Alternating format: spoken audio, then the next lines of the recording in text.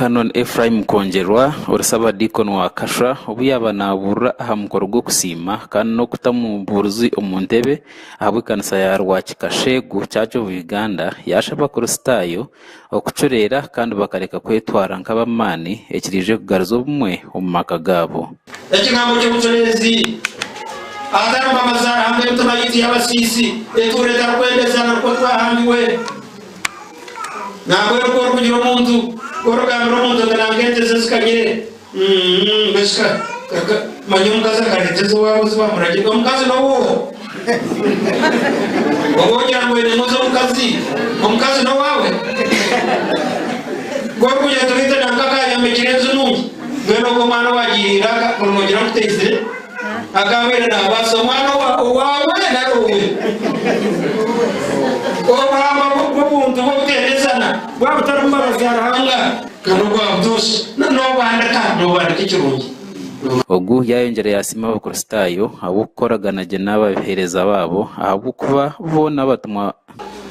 ejakasha nisima abakristayo mwena abo kutkuri bahereza weni bahereza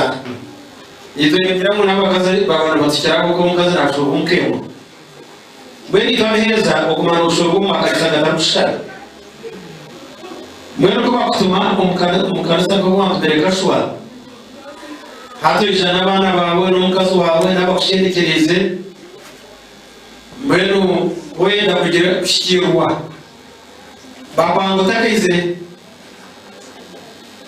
mwene bagira ngo batumirwa ngo nakangwa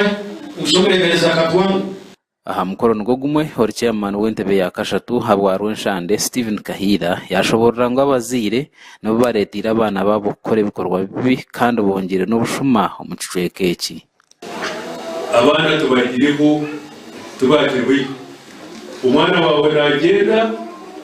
ayijanye cyo to kumbuza hakuru ubagenda to kumbuza hakuze abana kandi bijastongana ngo abana baba bashu kandi ushuma rito tugera futa tumenye mwana wawe hiyaza tumenye deshaza mureto kamuza hiyanaraka nito twitsira abana icyo kubaza cya kabiri nito turetse urushu bamwe mu bakristayo nabo basimengiri yaburwa kandi bayoreka inkoragane Elia kanisa hamwe n'edini simarhanga yaburengera nungi yahiga abantu okwatanisa kubo ino mukozi wawe mukoka mushashora special abo kora mu kiyungu yayongera yagamba aha kintu cyo obunyagi yabujumerera